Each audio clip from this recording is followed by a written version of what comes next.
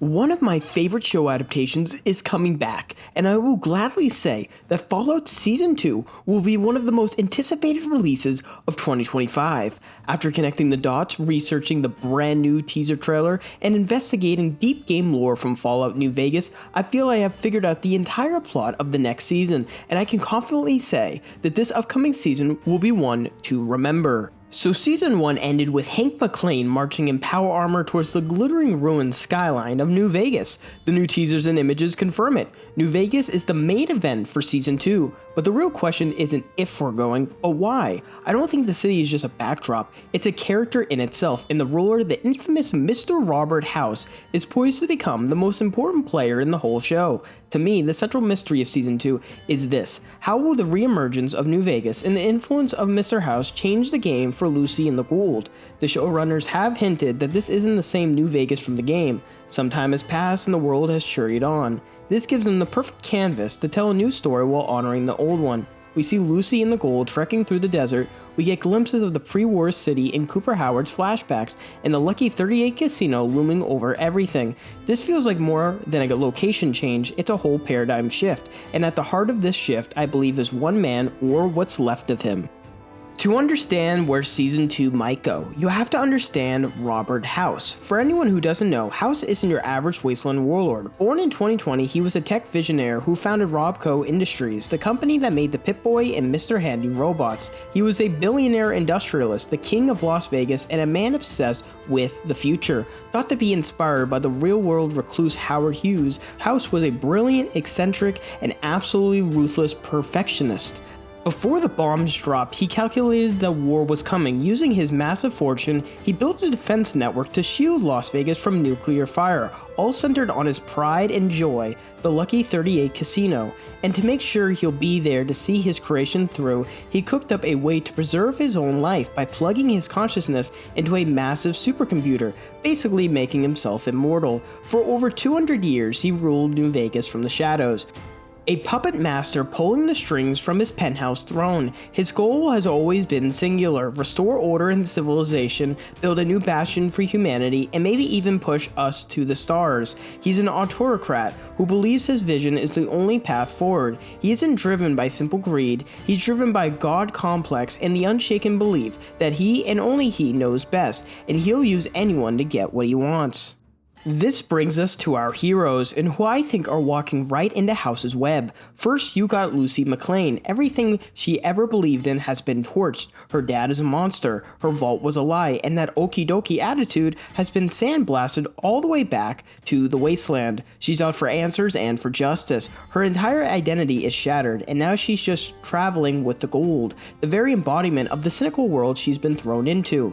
This would make her a perfect target for a manipulator like House. Think about what he could offer her: not chaos, not survival of the fittest, but order. He could present New Vegas as the ultimate vault, a city with laws, tech, and a real purpose. He could promise her the very things she was raised to believe in: a working society. Then there's the Ghoul, Cooper Howard. The teaser shows us in pre-war Vegas, and we now know he'll cross paths with House himself. It seems like they have some history. Cooper isn't just a cynical gunslinger. He's on a deeply personal quest to find his family. Finding out what happened to his wife and daughter is what kept him going for 2 centuries.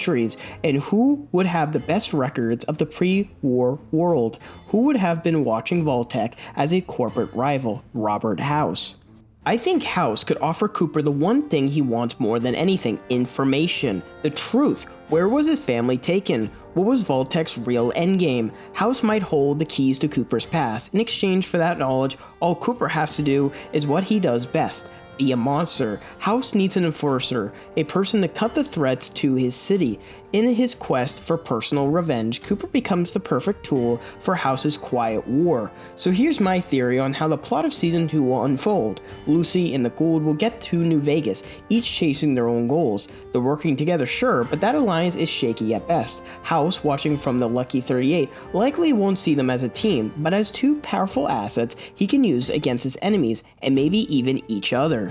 I bet he'll approach Lucy first, probably through a proxy like one of those Securitron robots. He'll likely present himself as a benevolent, if strict leader. He could appeal to her shattered idealism by showing her the orderly world he's trying to build. He might tell her that her father, Hank, represents the same old world corruption that destroyed everything. He could task her with rooting out Vault-Tec's influence on the Strip, making her think she's fighting for a better future. She becomes his agent of order. Couch will reach out to Cooper. He'll dangle the truth about his family, giving him just enough to prove he knows more. He could tell Cooper that Hank McClane is tied to his family's disappearance, and that other factions in the city hold the missing pieces. He might hire Cooper to be the enforcer, dismantling rival gangs and disrupting the plans of the NCR or other powers, all under the guise of helping him find his family. He becomes House's agent of chaos. In this scenario, Lucy would be the one working to build House's vision of civilization, while Cooper would be tearing down anything that threatens it. They'll be working together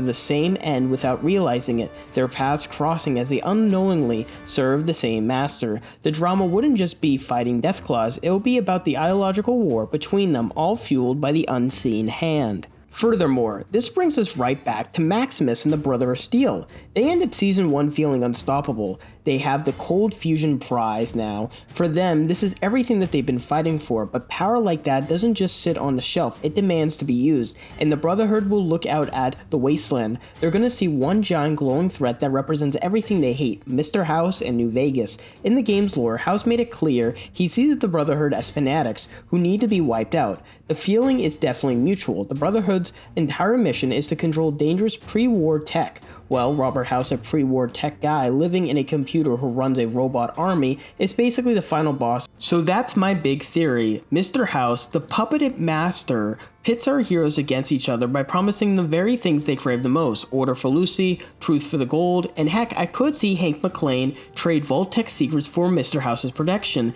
essentially becoming his new partner. This alliance will trigger a massive war with the Brotherhood of Steel, who are newly empowered and see House as their ultimate enemy, and the heart of the story will be Cooper Howard's flashbacks, revealing his family's shocking connection to a secret program inside the Lucky 38, which turns his quest for answers into the emotional core of the season. Lucy, the Gold, and Maximus won't just be along for the ride, they'll be the driving forces of war that will reshape the Mojave. It all seems to be pointing out to be a spectacle explosive second season, which is slated to release in December of 2025. But that's my theory. What do you think, the 1% I missed? Let me know below. Thanks for watching.